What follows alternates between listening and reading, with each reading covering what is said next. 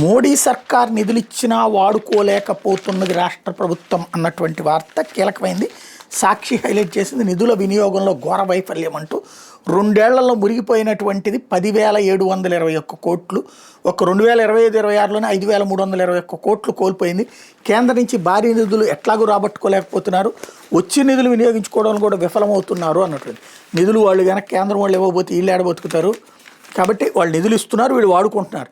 కాకపోతే ఇదివరకు జగన్ టైంలోనూ వస్తే అప్పుడు జగన్ కేంద్రం నుంచి తెచ్చామనేవాడు, తెలుగుదేశం వాళ్ళు చేత కాలేదనేవాళ్ళు. ఇప్పుడు సేమ్ రివర్స్ అనమాట. ఓవరాల్గా చూసుకుంటే వీళ్ళిద్దరి మాటలతో కేంద్రం ఇచ్చిన దాన్ని చెడగొట్టే ప్రయత్నాలు చేసుకుంటున్నారు, లేదా ప్రచారం కేంద్రానికి రాకుండా చేస్తున్నారు అనమాట. కేంద్ర నిధుల వినియోగంలో చంద్రబాబు సర్కార్ వరుసగా 2 ఆర్థిక సంవత్సరాలు ఘోర వైఫల్యం చెందింది. దీంతో 2 ఆర్థిక సంవత్సరాల కేంద్ర ప్రాయోజిత పథకాల నిధులు 10,721 కోట్లు మురిగిపోయినాయి. 25-26లోనే కేంద్ర నిధులు 5,321 కోట్లు మురిగిపోవడం గమనార్హం.